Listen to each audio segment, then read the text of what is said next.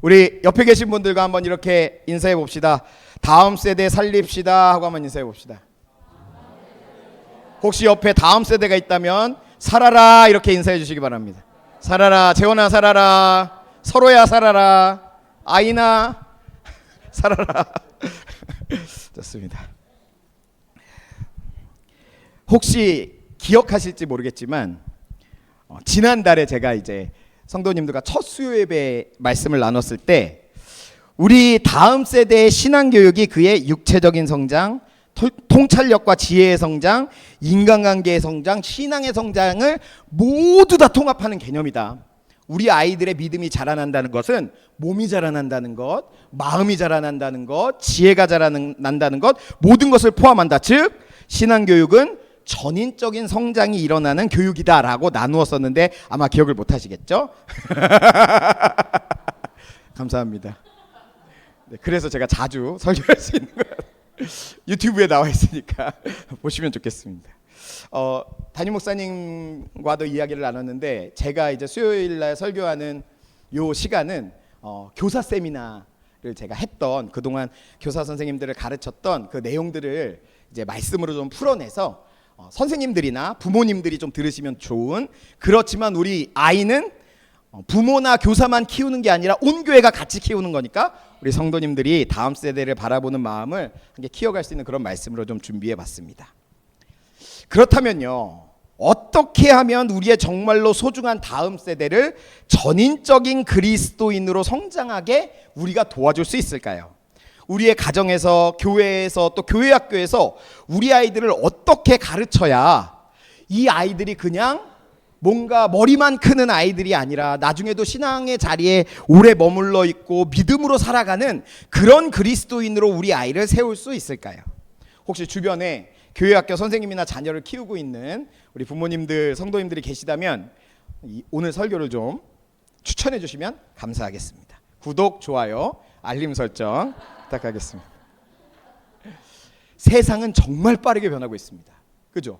너무너무 빠르게 변합니다. 지난 몇 세기 동안 변했던 것보다 한 20-30년 동안 변한 게 훨씬 더 많다고 할 정도로 세상은 빠르게 변합니다. 기술과 과학의 발전뿐만 아니라 우리 아이들의 생각과 마음도 정말 변했습니다. 그죠? 너무 모르겠잖아요. 지금 애들이 뭔 생각을 하면서 하는지. 그런데요, 이렇게 애들도 변하고 세상도 변하는데 교육은 참 안 변하더라고요.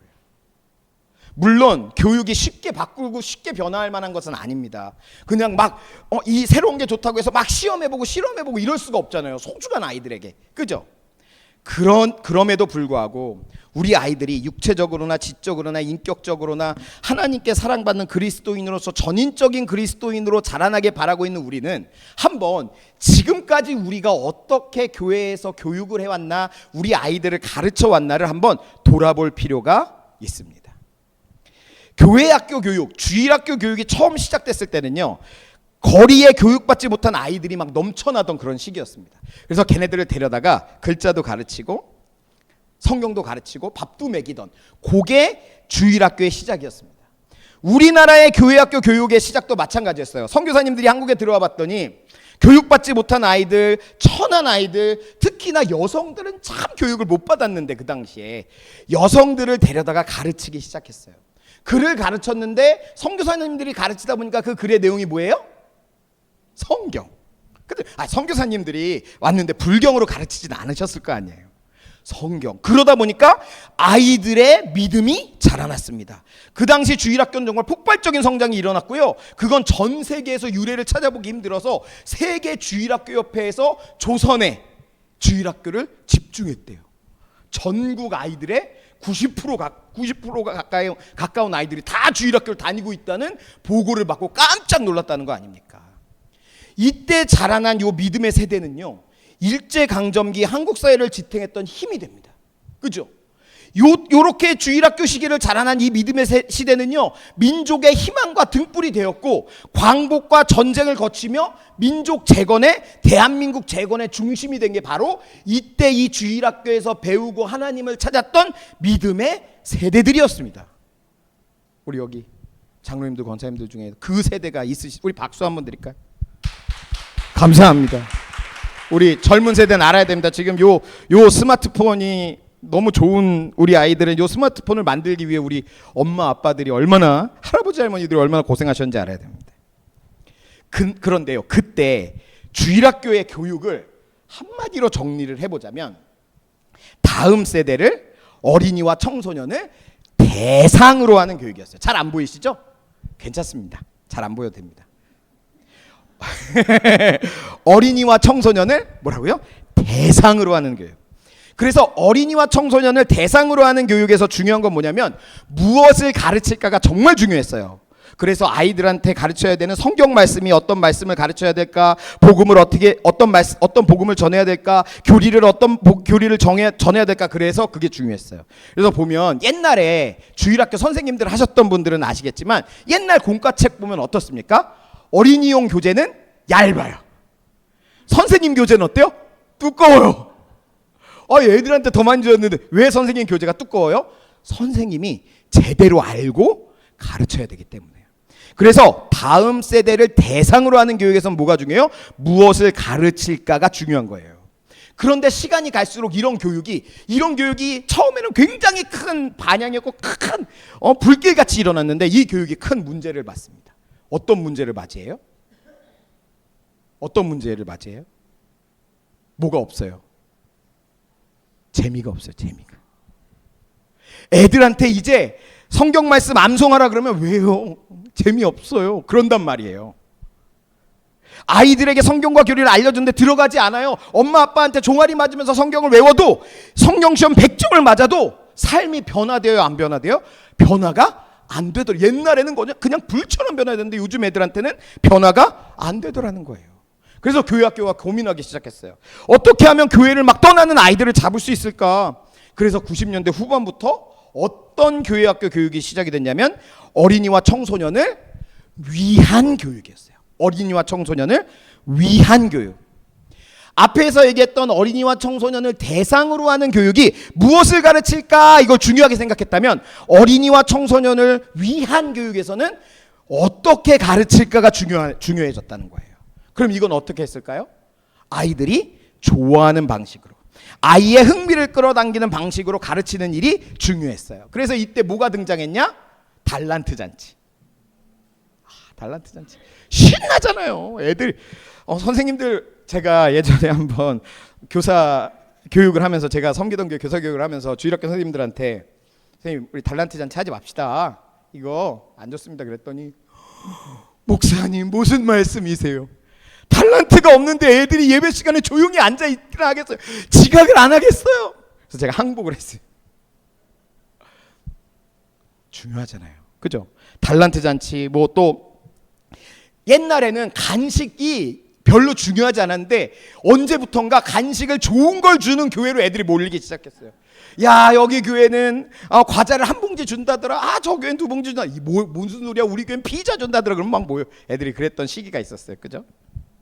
또 예배 시간에 영상이나 미디어들이 막 사용되기 시작했어요. 그리고요, 어떤 주일학교 프로그램은요, 광고 시간에 배트맨이 앞에 나와서 이렇게 배트맨 옷 입고 나와서 막 하기도 하고, 목사님이 인형 옷 입고 막 설교하기도 하고 그랬다고 해요.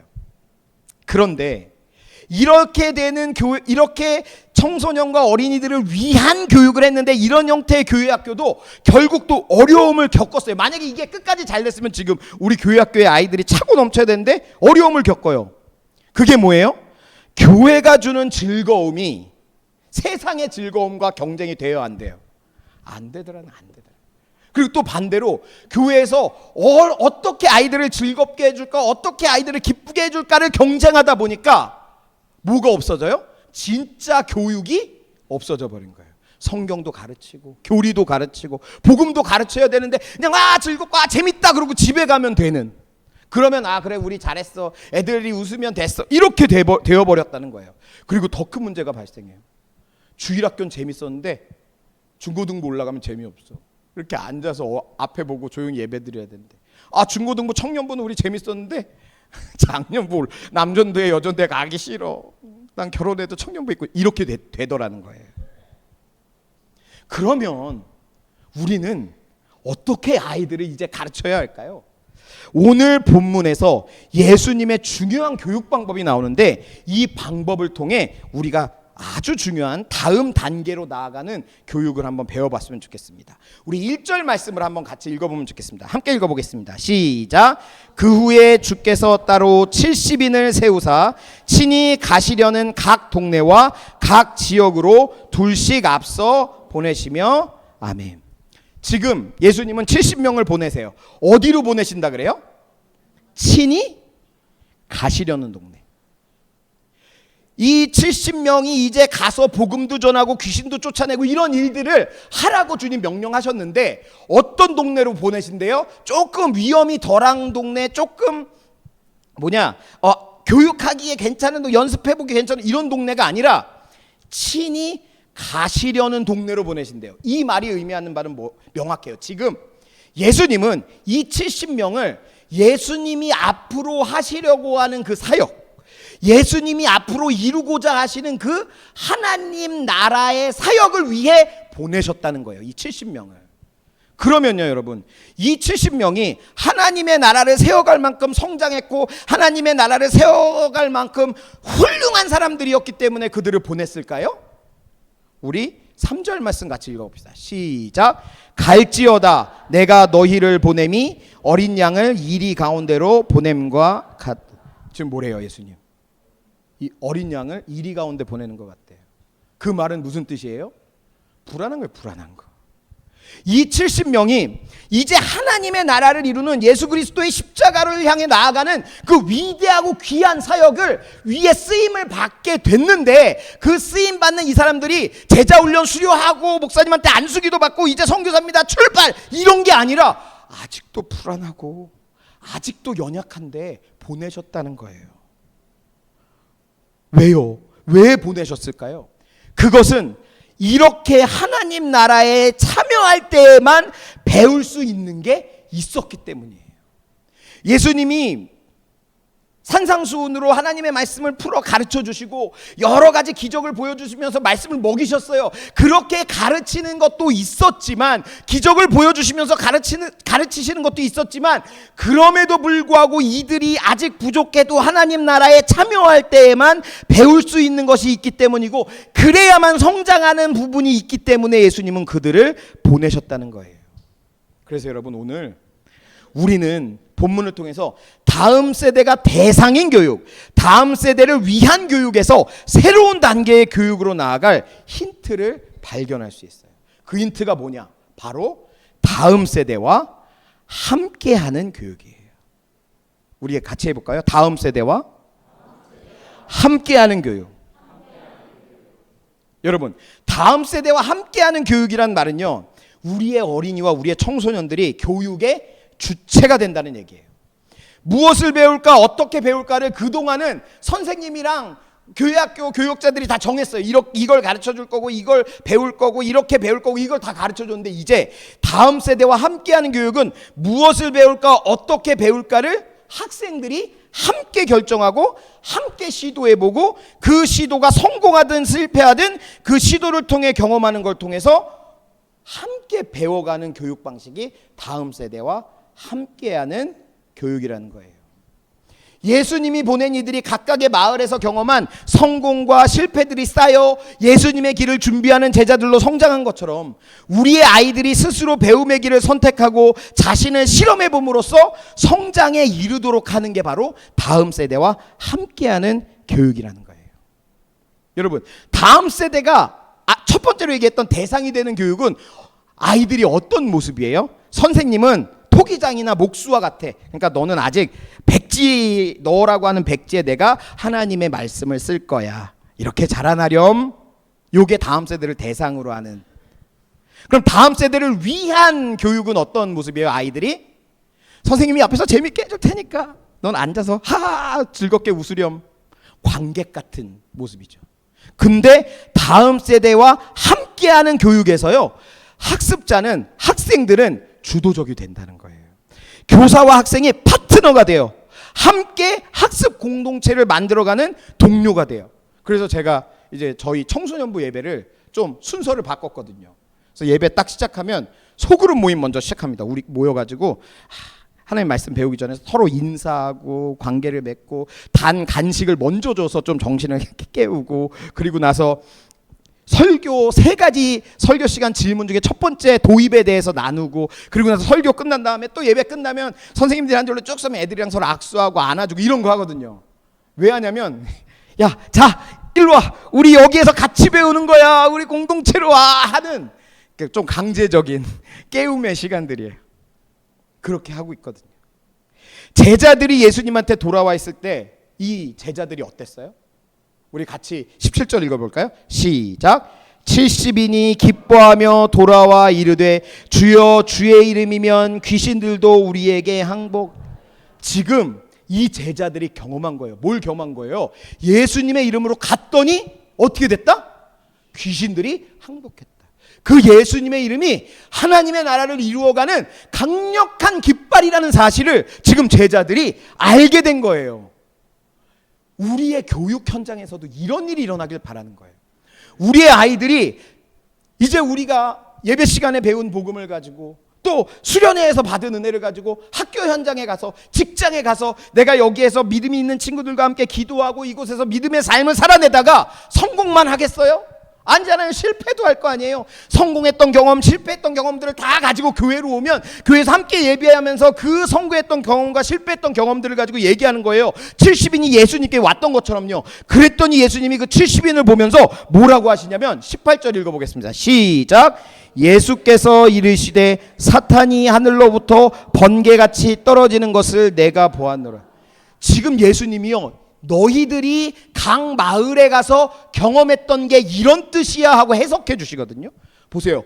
너희가 가서 귀신 쫓아냈지, 그게 단지 한 사람한테 귀신이 유르륵 하고 나간 그 정도가 아니라 사탄이 번개처럼 떨어지는 것처럼 이제 하나님의 통치가 악의 통치, 사망의 통치를 밀어내고 있다는 뜻이야 하고 너희가 경험했던 그 경험을 해석해 주는 거예요. 우리들도 해주는 거예요. 학생들에게. 학생들이 선생님 학교에서 기도 모임을 시작했는데요, 교장 선생님이 기도 모임 하지 말래요. 저희 하면 징계한대요. 어떡해요?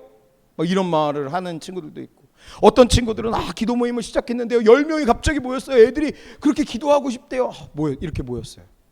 그럴 때 해석해 주는 거예요. 너희가 어떠한 믿음을 가지고 어떠한 고난을 이겨내야 하는지 선생님들이 그걸 해석해 주는 거예요. 그리고 나서 예수님은 19절에 이렇게 말씀하세요. 같이 읽어볼까요? 시작. 내가 너희에게 뱀과 전갈을 밟으며 원수의 모든 능력을 제어할 권능을 주었으니 너희를 해칠 자가 없으리라. 예수님이요, 지금 이 제자들이 그 경험을 하고 돌아온 제자들에게 뭘 알려주시냐면 성장의 비전을 알려주시는 거예요.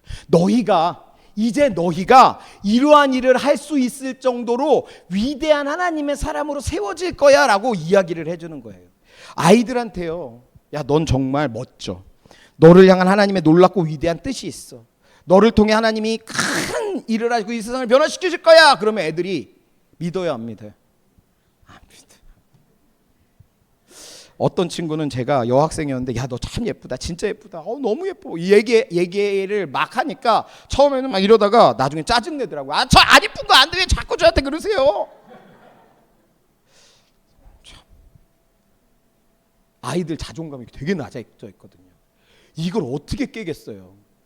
이걸 깨는 방법은요, 오늘 예수님이 하신 것처럼 경험하는 것밖에 없어요. 학교 성적이 다가 아니구나. 친구들 사이에 인기 있는 게 다가 아니구나. 이걸 깨야 되겠구나. 내가 복음을 가지고 나아가 봤더니 아니네. 복음의 능력이 있네. 이걸 경험해야 되는 거예요. 놀랍게도요, 애들이 실패하면 깨갱하고 도망갈 것 같잖아요. 그렇지 않아요.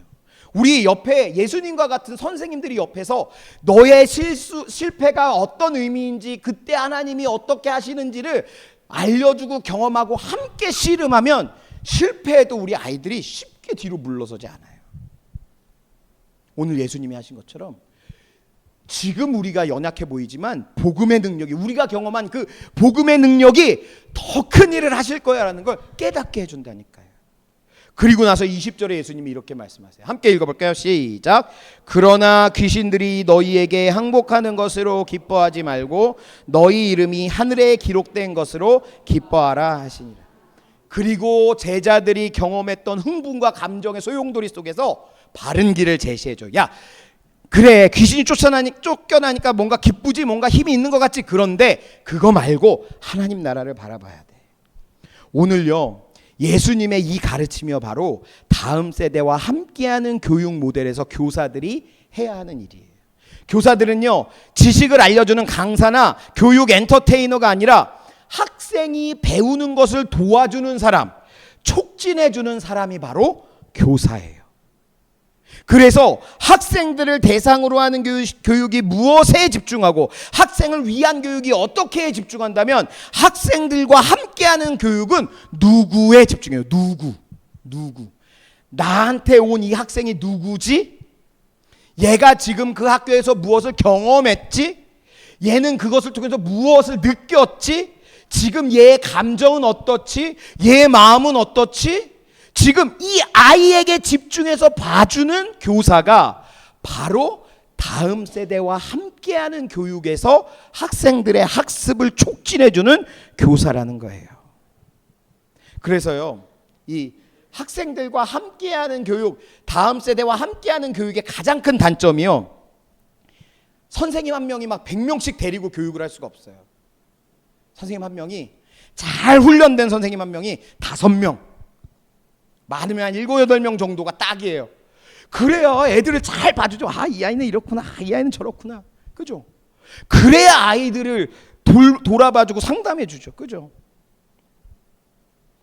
그렇다면 여러분, 우리 성광교회 교회학교는 어떤 교육을 해야 할까요? 다음 세대를 대상으로 하는 교육을 해야 됩니까? 다음 세대를 위한 교육을 해야 됩니까? 다음 세대와 함께하는 교육을 해야 됩니까? 어떤 걸까요? 아닙니다. 세 개를 다 해야 됩니다. 세 개를 다 해야 됩니다. 세 개 다 해야 돼요. 아, 유치부 아이들에게 자 서로야, 우리 이제 유치부 앞으로 어떻게 할지 1년 계획을 한번 세워볼까? 그러면 이제 서로가 뭐라는 거죠? 그죠? 다. 그지? 서로야, 너도 황당하지? 다 해야 돼요. 다 의미가 있는 거예요. 그래서 어린 아이일 때는 성경 암송도 시키고요, 교리도 외우게 하고요, 사도신경도 외우게 하고 주기도문도 외우게 하고요. 그러면서 달란트 잔치도 하고 재미있는 레크레이션도 하면서 즐겁게 해주고요. 그렇게 아이들에게 그러한 교육을 제공해 줘야 돼요. 그러면서 고학년 아이들한테는 언제까지 달란트로 애들을 계속 꼬실 수는 없잖아요. 우리 청소년부는 사실 좀 달란트 잔치를 하면 좋겠다 이런 마음을 가지고 있는 친구들도 제가 다른 교회 가보니까 있더라고요. 그런데 언제까지 그걸로 꼬실 수는 없는 거잖아요. 그런데 여러분, 한 가지 분명한 것은 우리가 이 아이의 나이대에 맞춰 어떤 형태의 교육을 하고 있든 어쨌든 저쨌든 상관없이 우리가 우리 아이들 한 사람 한 사람을 자세히 보아주는 교사, 또 그런 부모로 곁에 있어줘야 한다는 것은 변함이 없다는 거예요. 70명이 불안하더라도 그들을 하나님 나라에 참여시키셨던 예수님처럼 우리 아이들이 때로는 실패할까, 때로는 넘어질까 불안하더라도 그들이 하나님 나라에 참여할 수 있도록 도와주는 교사, 도와주는 부모, 도와주는 교회가 되어야 된다는 거예요. 그래서 그들이 하나님의 나라 경험 안에서 전인적인 그리스도인으로 성장할 수 있도록 온 교회가 함께 도와줘야 된다는 거예요. 제가 우리 교회 와서 담임 목사님과 이야기를 나누면서 제가 목사님께 교육에 대한 이야기를 많이 했습니다. 왜냐하면 저의 비전은 청소년 다음 세대에 있으니까요. 그때 목사님은 말씀하시더라고요. 우리 아이들이 경험할 수 있는 거는 다 경험하게 해주고 싶다. 선교, 또 전도 여행, 여러 가지 우리 교회가 최선을 다해 아이들을 지원하고 싶다. 저도 굉장히 거기에 큰 감사를 느꼈어요. 그래서 열심히 해보려고 합니다. 우리 애들 한번 정말 전인적인 그리스도인으로 세워보고 살려보려고 합니다. 그 일에 온 교회가 함께 해주십시오. 우리 아이들 몇 명 되지 않나 보이지만 그 몇 명 되지 않는 아이들을 정말 세상을 이기는 일당백의 그리스도인, 전인적인 그리스도인으로, 일당백의 능력 있는 그리스도인으로 세우는 그 일에 온 교회가 함께, 온 선생님들이 함께 해주시기를 소망합니다. 그래서 우리 오늘 찬양했던 것처럼 그날에 하늘문이 열리고 우리 아이들이 꽃들처럼 피어나고 아름다운 열매 맺는 그날을 함께 보길 소망합니다. 그날에 성령이 우리 교회에 임하셔서 우리의 아이들이 예언을 하고 청년들이 환상을 보고 우리 어른들이 이제 이 주일학교가 이렇게 없으니 앞으로 교회 어떡하냐 이런 거 말고 우리 어른들이 이 아이들을 보니 우리 교회의 미래가 맑구나, 이 교회의 복음이 더 흥왕하고 전파되겠구나, 부흥하겠구나 하는 그 꿈을 보는 그 놀라운 일이 일어나기를 예수님의 이름으로 간절히 소망합니다.